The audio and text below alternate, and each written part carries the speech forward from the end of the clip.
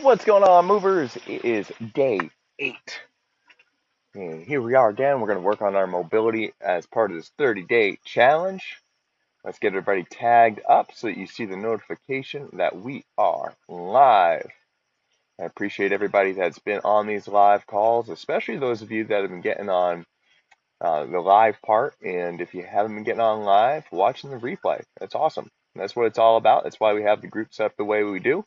That's why I have all these trainings that we're doing each day saved under the guides tab so you can go back and catch up on everything, make sure you don't miss anything.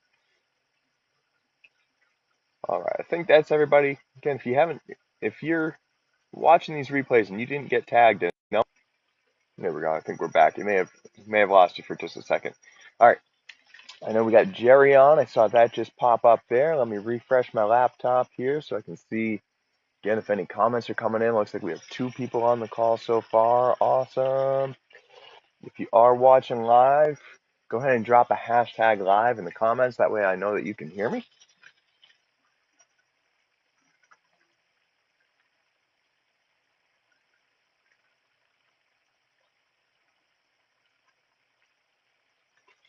All right, and let's get into it. All right, so let's catch up with everything that we've learned so far over the first 7 days, and then we'll get into day 8 here. So let's balance on one leg. Knee nice and high, squeeze that forearm nice and tight. Toes splayed, fingers spread and pulled back. Squeeze that forearm nice. Hand and foot circles. Squeezing that forearm nice and tight. 5 in one direction, 5 in the other direction. Feeling the tissues in your forearm start to break up and loosen the wrist. Feel the mobility in your ankle start to open up there, as well as working on those balance centers, making sure that we can hold our balance. Really challenging for some of us, especially early in the morning, but it's really important that we get our body on the same page. We want our brain to be able to tell our body what to do, and we want our body to be able to do it and then send feedback back to our brain. Shoulder power circles here. Let's go ahead and press down.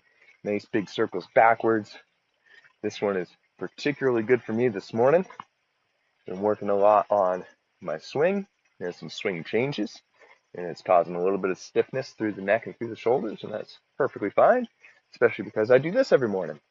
And we can maintain our range of motion even when working new muscle groups in new ways, and that's really important for us. Let's switch sides. Perfect. I just saw the comment come through from Suzanne, hashtag live. That's great. It means you can hear me. Let's switch directions here. Good. All right. Shoulder power stretch. Right arm across the chest. Left hand on the elbow. Push the arm away. My hand is open. Pulled back. We raise up. We get to the top. We breathe. And then we go back down. Fantastic. Now we're going to do this 2 times per side. We're going up one more time. Good. And back down. And we go to the left side. The left side is a little bit trickier for me because I sleep on my left side. This one's usually a little bit tighter. So I usually add a little bit more of the rotation piece and just spend some time until it opens up, making sure that I can get that range of motion. And it's really important that I don't just rush through it. If I find it tight,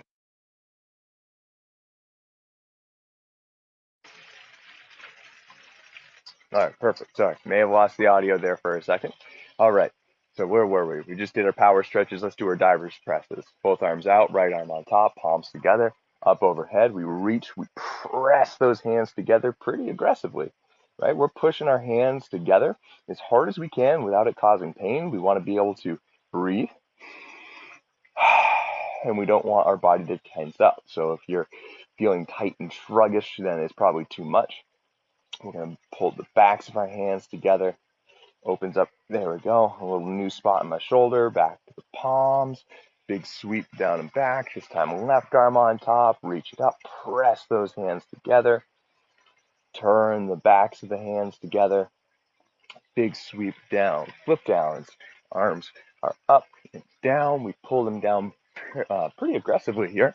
Flip those hands in the bottom position. Keep the chest up. Super important. The chest does not collapse when doing this or you will lose the stretch in the front of your shoulders. We're going to do a few more.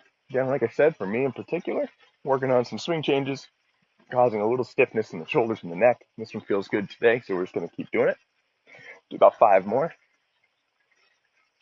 And that's where the flexibility of this routine comes in. There's recommended numbers, and then you get to decide what the best number is for you. Now we're going to soften the knees. We're going to go down and up. As we go down, knees stay out as we come up, but get squeezed. Each time we're going a little bit deeper, a little bit deeper.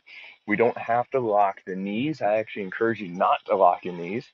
If you lock your knees, we get too much tension in the back of the kneecap.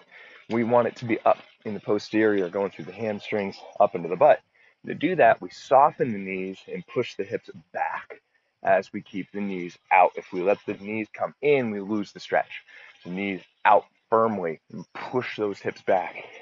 Squeeze the butt in the top position. I'm going to do a little bit extra here. Lower back is liking this one today. And we're getting that butt to squeeze. Really, really important. Now we're going to go into our side bends. This is what we talked about yesterday. Elbow up, lean to the side, big breath. Keep pressing that arm up, keep leaning to the side, and then as you exhale, you can sneak out a little bit more range of motion. Switch arms, drive it up, big breath. Keep leaning, resist it.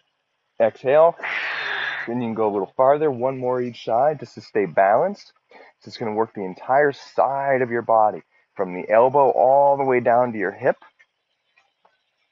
Really important to be able to maintain posture in our golf swing and get our arms overhead in the top.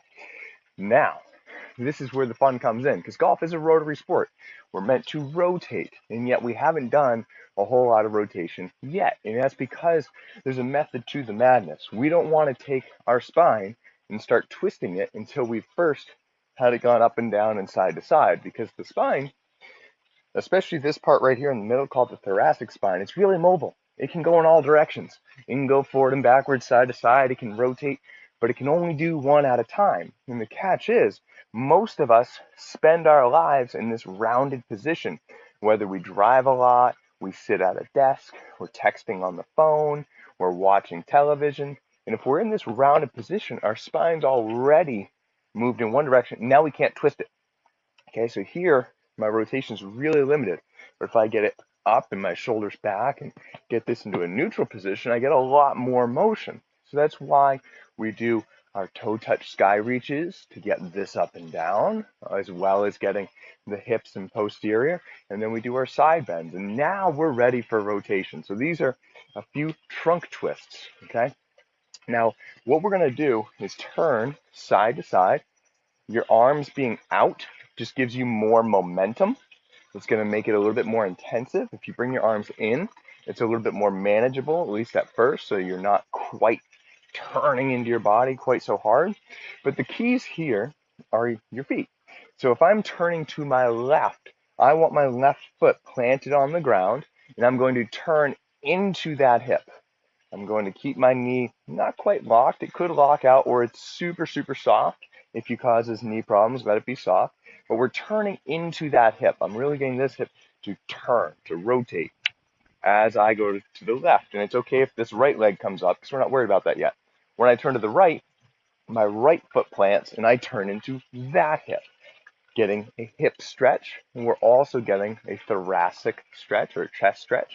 And if I keep my eyes forward, I'll get a neck stretch. So we're working our rotary centers. We have the hip rotation, the chest, or what we in golf call shoulder rotation. When we talk about shoulder rotation, technically this is shoulder rotation, but in golf we talk about this as shoulder rotation. That's semantics. And then because our head stays still and we're turning around it, we get the neck rotation. It's going to look something like this. Side to side, planting that foot that you're turning into, just back and forth, making sure that we feel it in the hip. And then the momentum is going to help the chest and the neck. Now, again, if you have knee problems, soften your knee. You can still turn into the hip, but softening the knee takes some tension off the knee. I know a lot of you do have knee problems, and a lot of times knee problems are caused from hip problems. So the more we work these hips, even with our knees soft, the better your knees will be. we technically don't want to stretch your knee. That's not a good thing. Your knee is meant to be stable. We want the hip to be the one that's stretching. Now from here, we're going to add another dimension. This is a bent over trunk twist. We're going to get into roughly golf posture, and we're still going to turn side to side. The key here is knees out. Super, super important. Do not let these knees come in. They stay out. Knees staying out is more important than how big of a turn you make. When I turn my chest to the right, I'm making my left knee go out left. Okay? What this does is it creates a really nice hip stretch. Okay? And then when I go chest to the left, my right knee goes out. So back and forth, it's going to look something like this.